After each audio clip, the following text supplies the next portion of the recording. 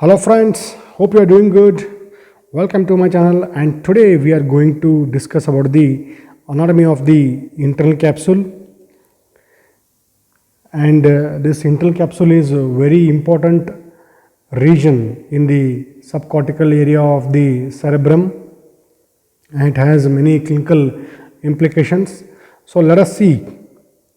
So first we will see the introduction, then relations and parts of the internal capsule, then fibers, the different fibers passing through the different parts of the internal capsule, blood supply, and lastly the clinical aspects.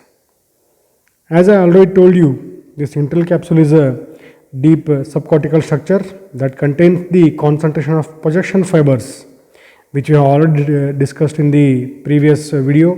Please go through that.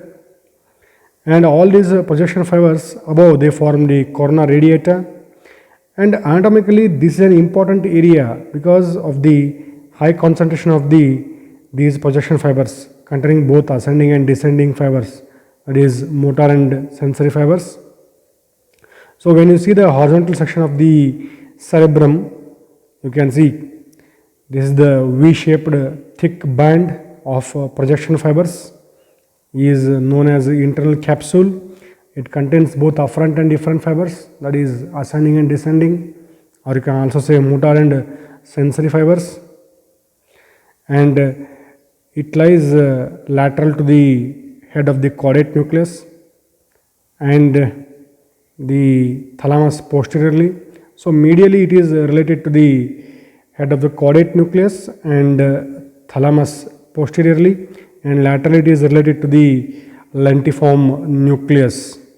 Caudate nucleus and lentiform nucleus are parts of the basal ganglia, and posterior it is related to the thalamus. So you can say internal capsule runs through the parts of the basal ganglia and also part of the thalamus, emerging from the cerebral cortex, that is in the form of corona radiata. And all that corona radiata, the projection fibers, they form a band here, a compact band, that is known as internal capsule.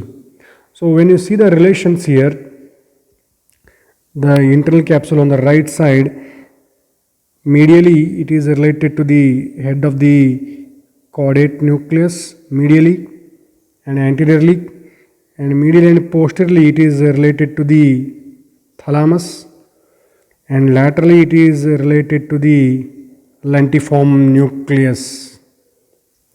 So you can see here, so here will be your this V-shaped compact band called as internal capsule. Not only this, again it will extend posterior to lentiform nucleus and also below the lentiform nucleus.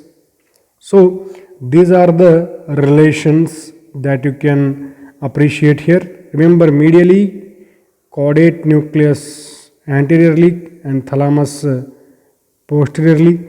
Laterally it is related to lentiform nucleus. So these are the relations of the internal capsule. Above it is a continuation of the corona radiata, and below it will continue as the cerebral peduncle of the midbrain. So if you see in this video here, you can see the subcortical gray matter here. Within the cerebrum, you can see the brainstem, and when you see the right lateral view, you can notice that is caudate nucleus, that is lentiform nucleus, and that is thalamus.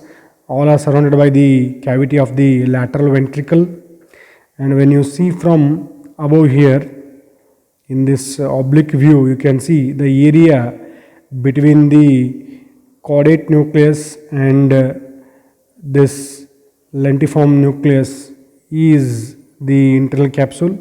You can see that is lentiform nucleus, and here you can notice the gap between them, that is thalamus. So that area is occupied by the fibers of the internal capsule, or you can say projection fibers, forming a compact band called as internal capsule.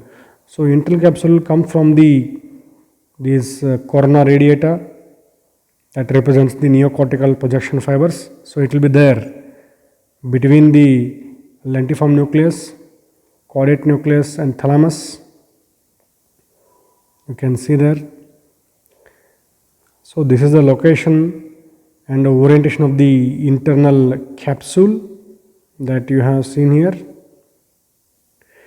And as I told you, it's a thick band of projection fibers, roughly V-shaped or boomerang shaped, with its concavity directed laterally, that is seen in horizontal section. I told you, apart from that, it also has the other parts, that is called as retrolentiform and sublentiform parts. So it will be V-shaped in horizontal section only between the caudate nucleus, thalamus and lentiform nucleus, but it extends posteriorly also as retrolentiform and inferiorly also as sublentiform, that we will discuss in the coming slides. So you can see the concavity is related to the lentiform nucleus,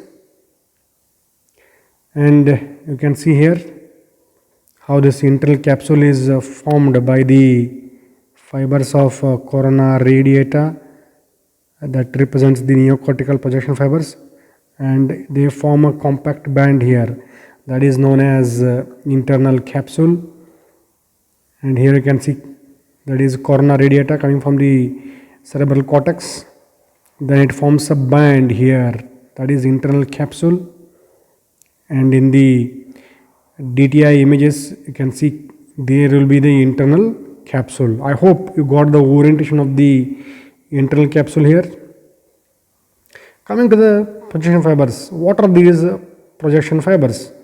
These fibers which connect cortex to the other areas of the brainstem and spinal cord, they have both ascending and descending fibers.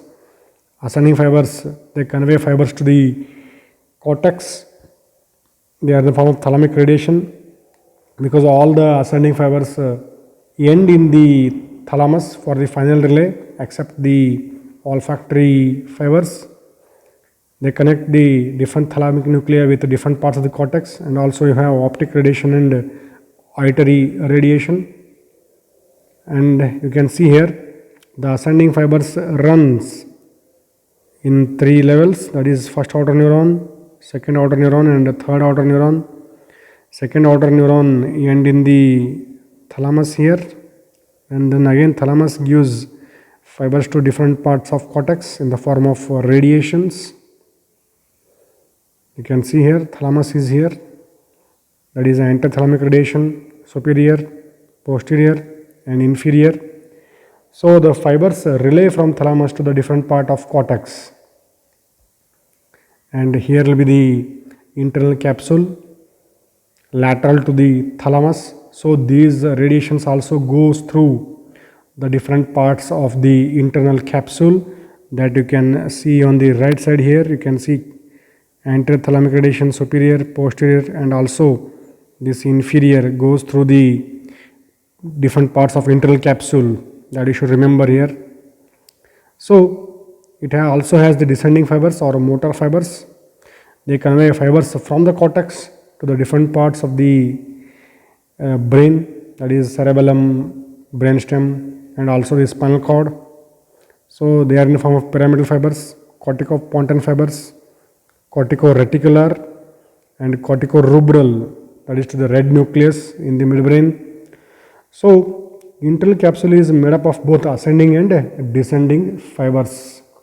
Ascending fibers in the form of radiations, different thalamic radiations, optic radiation and auditory radiation. Descending fibers in the form of corticospinal, corticopontine, corticoreticular and corticorubral and other corticofugal fibers you will see. And here in this picture you can see the descending fibers have 2 levels, that is upper motor neuron and lower motor neuron. Upper motor neuron is from the cortex to the spinal cord, and spinal cord to periphery is lower motor neuron. So ascending fibers have 3 levels, descending have 2 levels, that you should remember. And here you can see the descending fibers forming the internal capsule here, and then they descend as the cerebral peduncles in the midbrain. So internal capsule is a middle compact zone of the projection fibers. Above they are corona radiata, they are emerging from the different parts of the cerebral cortex and different lobes, and as they go down they form a compact bundle in the form of internal capsule. Then they descend as cerebral peduncle, then they will differentiate or spread or scatter in the brainstem in the form of different descending fasciculi, corticospinal tract, corticoradicular, corticorubral, in the form of different tracts. And here in this picture you can see there is the internal capsule coming from corona radiata. That is how it descends into the cerebral peduncle of the midbrain. Whereas on the right hand side you can see the diffuse tensor image of the tracts. Coming to the parts, what are the parts of the internal capsule? It has 5 parts, that is anterior limb, genu, posterior limb, retrolentiform part and sublentiform part. So when you see the horizontal section of the cerebrum, you can clearly see the 3 parts, that is you can see anterior limb, genu and posterior limb. Anterior limb lies between this head of the caudate nucleus and lentiform nucleus, whereas the posterior limb lies between the thalamus and lentiform nucleus, whereas genu is the constricted region or a bend between these 2 limbs. Genu means bend. The literal meaning of genu is bend. Then you also see some parts going posterior to the lentiform nucleus called as retrolentiform, and some part going below it, that is called as sublentiform. Sublentiform you cannot appreciate in this horizontal section. You can appreciate it in only sagittal section of the cerebral hemisphere. So let us see. You can see here in the horizontal section what you can see, that is the anterior limb. Here you can see the bend, that is genu. Then next you can see the posterior limb, and this is retrolentiform part, and finally you can see the sublentiform. So these are the different parts. What are the parts again? You have anterior limb, posterior limb, genu, retrolentiform part and sublentiform parts. So these are the 5 parts of the internal capsule. And you can see the anterior limb is the portion between the lenticular nucleus and head of the caudate nucleus. The posterior limb lies between the lenticular nucleus and thalamus. Genu is a narrow zone between them at the junction of anterior and posterior limbs, and it lies near to the interventricular foramina. You can notice here. So that V shape what we talked about, it is only formed by anterior limb, genu and posterior limb. Further you also notice another 2 parts, that is retrolentiform and sublentiform. Sublentiform you cannot appreciate in the horizontal section. We will see in the further slides. You can see the retroventricular part, the name itself says it lies behind the lenticular, that is lenticular nucleus, retrolenticular part. Whereas sublenticular, the name itself says it lies below the lenticular nucleus or inferior to the lenticular nucleus. And you can see here in this right lateral view of the internal capsule, here you can see, here will be your lentiform nucleus is here. So you are seeing the right lateral view of the right cerebral hemisphere. The superficial dissection is done. So this is what you are seeing here is, this is lentiform nucleus, and here you are seeing the corona radiata coming from the cerebral cortex of the different lobes, and all they form the internal capsule. The internal capsule is formed here, compact band is formed here. So you are going to see the different parts here. So whatever portion you are seeing here is anterior limb, and this portion is posterior limb, and this narrow zone between them is genu, This is retrolentiform behind lenticular nucleus, and this is sublentiform. So these are the parts. What are the parts? Anterior limb, genu, posterior limb, retrolentiform part and sublentiform part. So these are the parts of the internal capsule that you see in the sagittal view or right lateral view after the superficial dissection. After you remove all the gray matter and see the lenticular nucleus there. So you can see that is lenticular nucleus. So that is anterior limb, posterior limb, retrolentiform and sublentiform.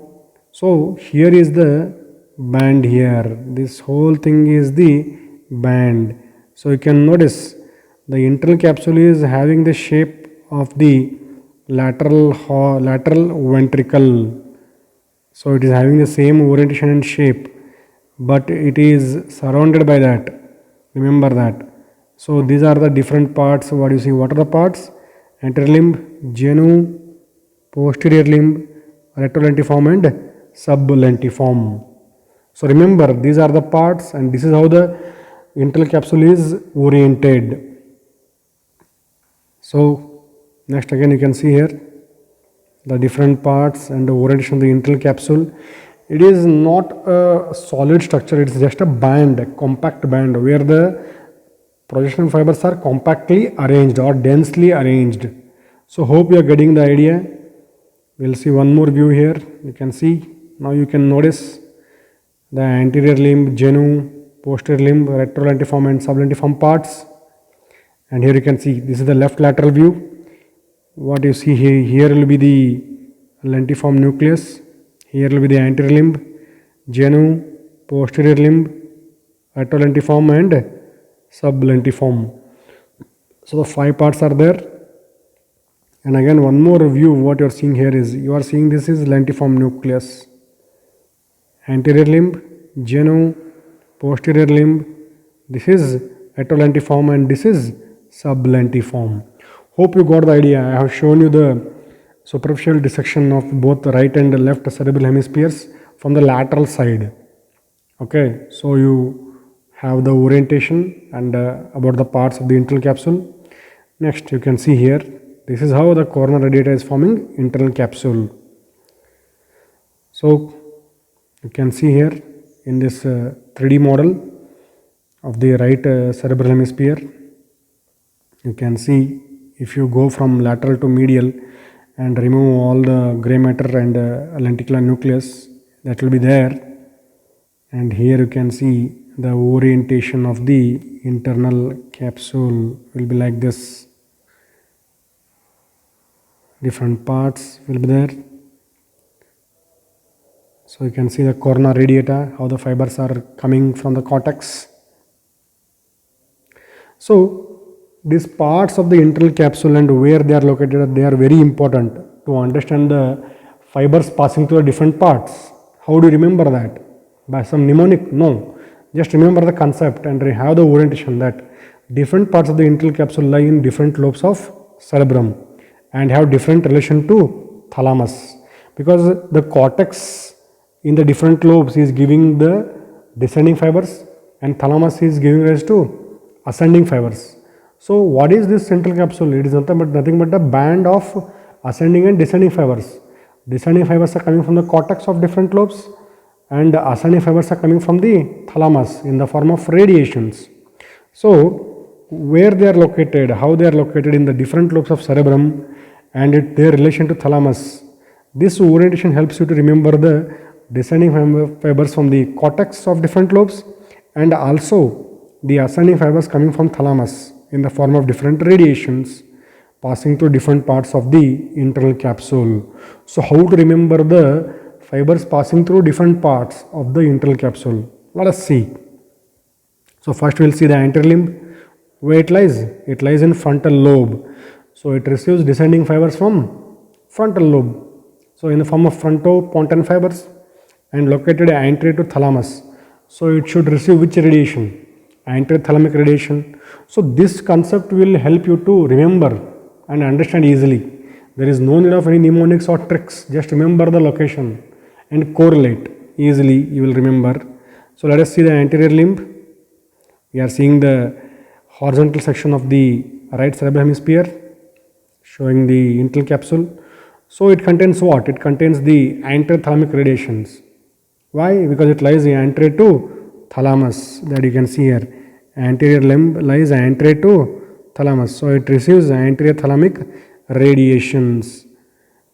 So next, the anterior thalamic radiation come from anterior and dorsal medial nucleus of thalamus going to frontal lobe, and of course it receives the fibers from the frontal lobe in the form of frontopontine fibers going to the basilar part of the pons. That is the anterior limb.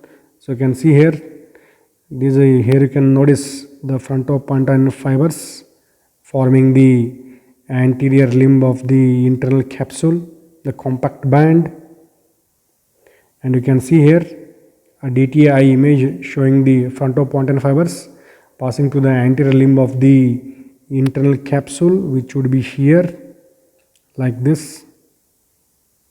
Are you understanding here? So these are frontopontine fibers passing through the anterior limb. Then genu. Genu is what? It's a bend. It lies in the junction between the frontal and parietal lobes near a central sulcus and located superior to thalamus. It just lies near the upper part of the thalamus. So it should receive which radiation? Superior thalamic radiation, and it should receive fibers both from frontal and parietal. What is there at the junction of frontal and parietal lobe? The central sulcus. It gives rise to what? All these corticonuclear fibers, isn't it? If you see the motor homunculus, you'll understand that. So genu, it contains the corticonuclear fibers, that is from the cortex to the different cranial nerve nuclei in the brainstem. Then it receives the anterior part of the superior thalamic radiation coming from the ventral anterior and ventral lateral nuclei of thalamus.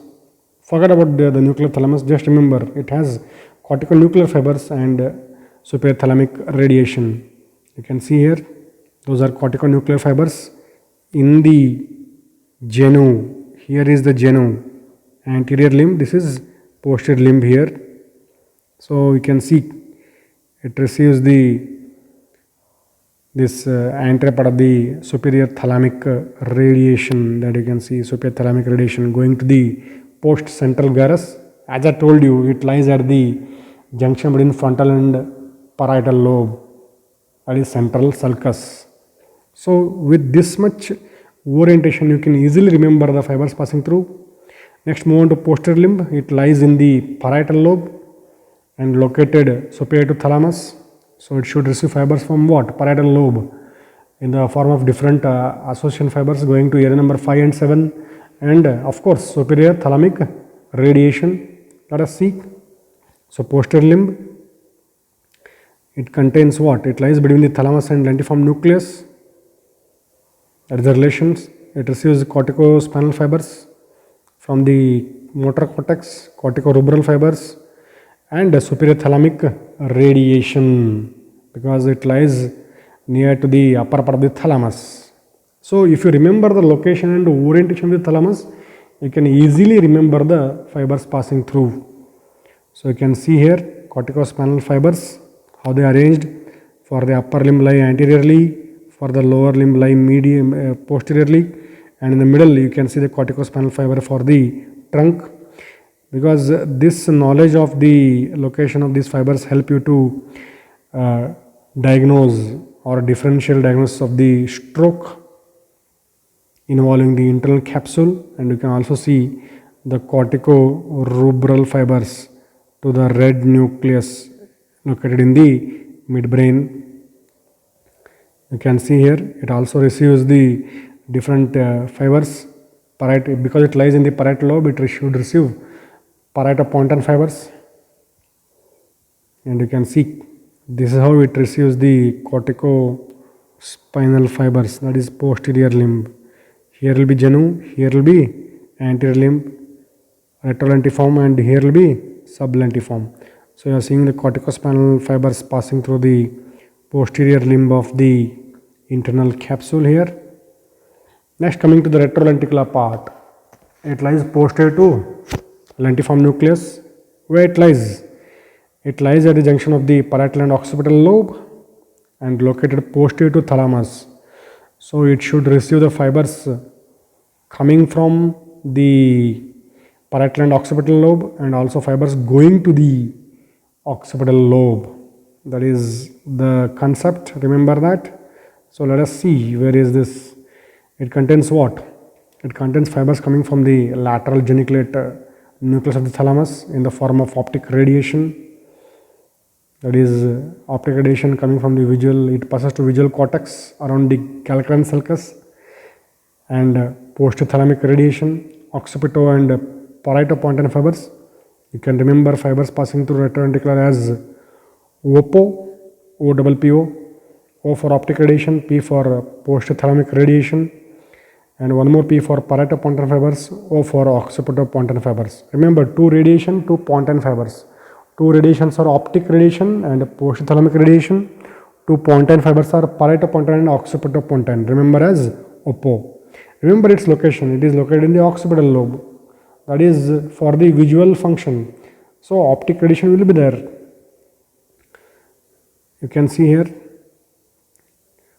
Then sublenticular part, it lies below the lentiform nucleus. It is located in the temporal lobe and located inferior to thalamus, isn't it?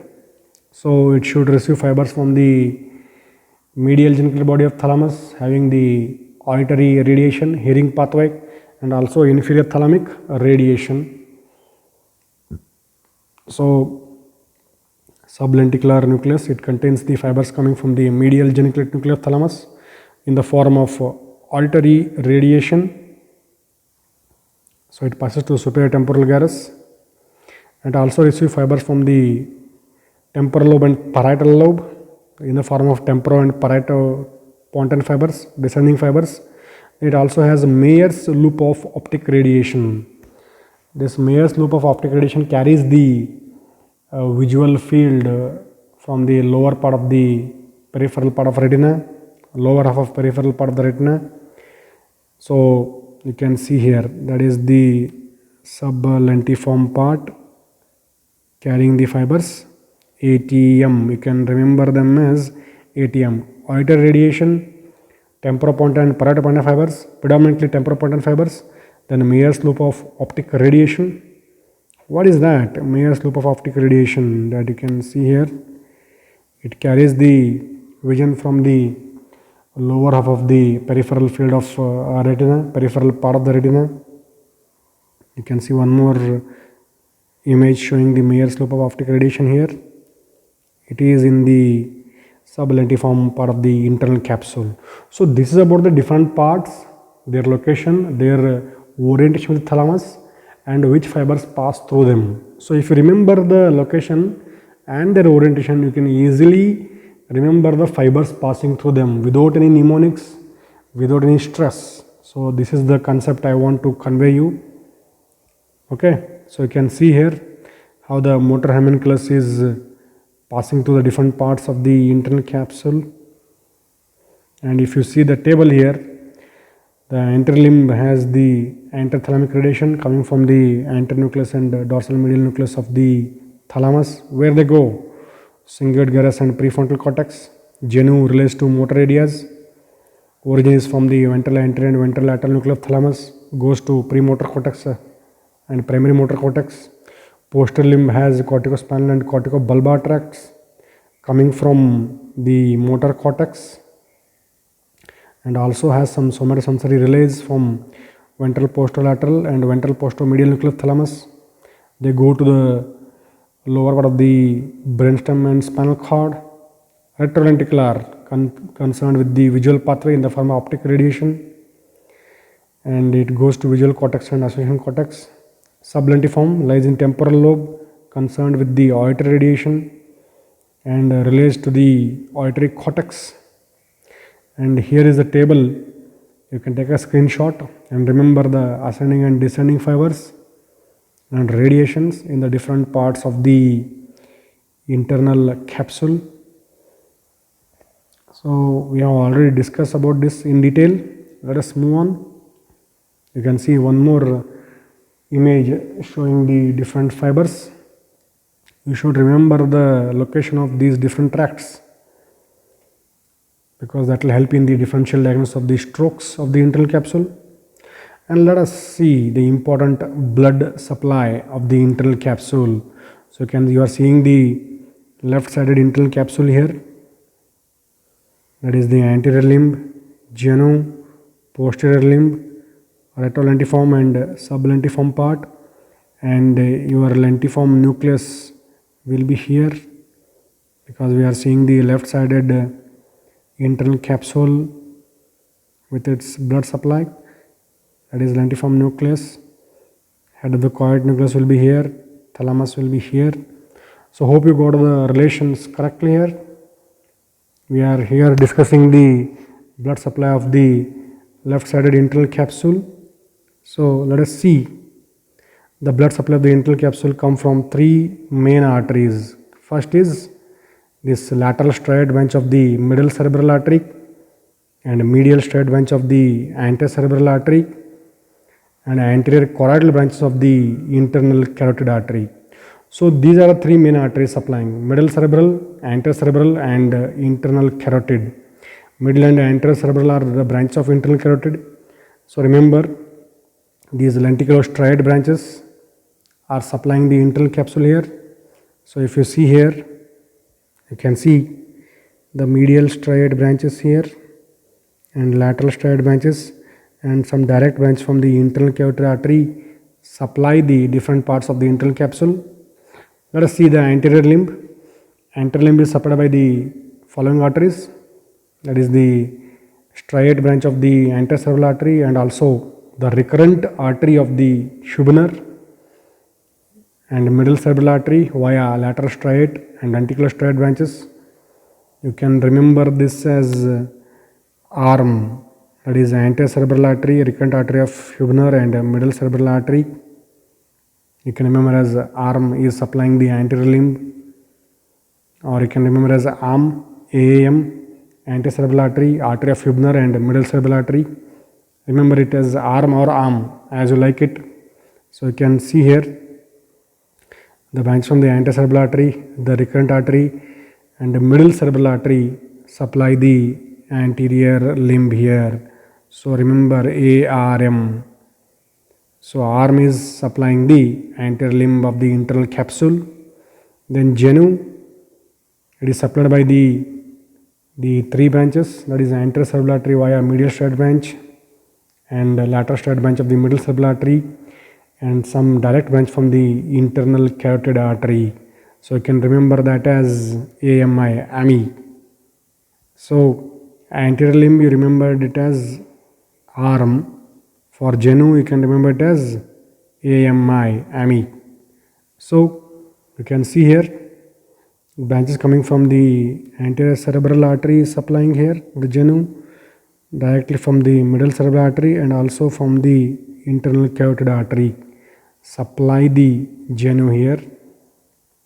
Coming to the posterior limb, it is supplied by the middle cerebral artery through same the lateral striate and lenticulostriate branches.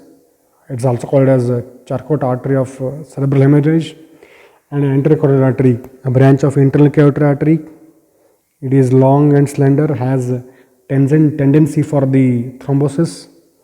Then some posterolateral branch of the posterior cerebral artery, you can remember them as MAP, MEP. So posterior limb is supplied by MAP, anterior limb by arm, genu by AME and posterior limb by MAP. Middle cerebral artery, anterior choroidal artery and posterior cerebral artery.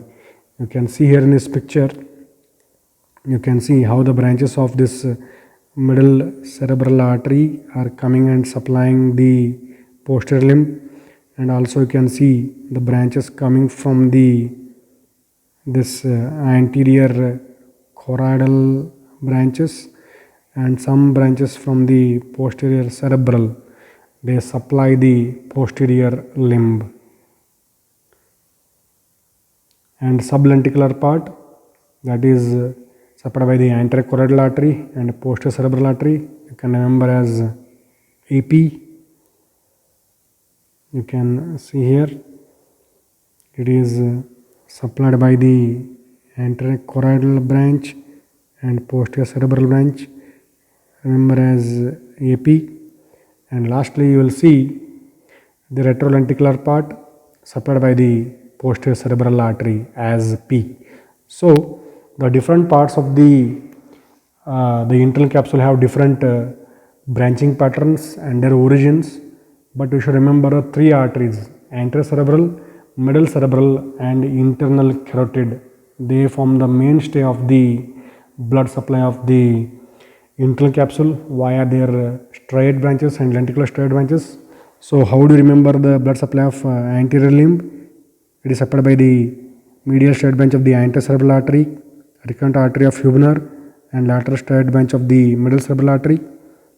Genu is by the anterior cerebral artery, middle cerebral artery and direct branch of internal cavitary artery. Posterior limb is by the lateral striate branch or lenticular striate branch of the middle cerebral, anterior choroidal and posterior cerebral artery. Sublentiform is supplied by the anterior choroidal and posterior cerebral. Retrolentiform is supplied by only posterior cerebral artery. So you will remember as ARM, AMI, MAP, APP. So this is a mnemonic to remember the blood supply of the internal capsule, which is very important in the differential diagnosis of the stroke, which artery is involved and which part of the internal capsule is involved. So then to assess which fibers might have involved depending upon the symptoms and signs, correlating them with the scans, that will help you. So you can see here the retrolenticular part is having the direct supply from the posterior cerebral artery here. You can see this is a summary of the blood supply. Anterior limb is by the arm, genu by the AMI, posterior limb by the MAP, sublentiform by the AP and retrolentiform by the P. So remember arm, AMI, MAP and AP. In the AP, AP is for sublentiform, P is for the retrolentiform. Hope you remember this and it will be helpful. So coming to the upper aspects, I told you why internal capsule is involved. It is a very narrow area where there are a lot of fibers are going up and down, and these all arteries, striate branches, they are more prone for hemorrhage and thrombosis and aneurysms, leading to the ischemia in that region, causing the neurological signs and symptoms. Let us see, you can see here microaneurysms involving the lenticulostriate branches here. You can see. So pure motor stroke can involve. It is caused by the infarct in the internal capsule. It is the most common Lachner syndrome. It causes the weakness of the face, arm and leg because of the involvement of corticonuclear and corticospinal fibers. And there will be signs like upper motor neuron signs like hyperreflexia, Babinski sign, Hoffman, clonus and spasticity. Sometimes it will be mixed because of the involvement of both motor and sensory fibers.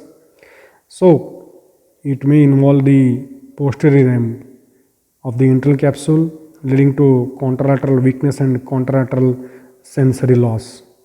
So on the whole, you should remember the internal capsule, its location, its relation, its parts and fibers passing through it, and lastly the most important, blood supply, to understand the different strokes involving the internal capsule. It is the most common site in the subcortical area having the stroke or infarct. So hope you understood, hope it's helpful. Thank you very much.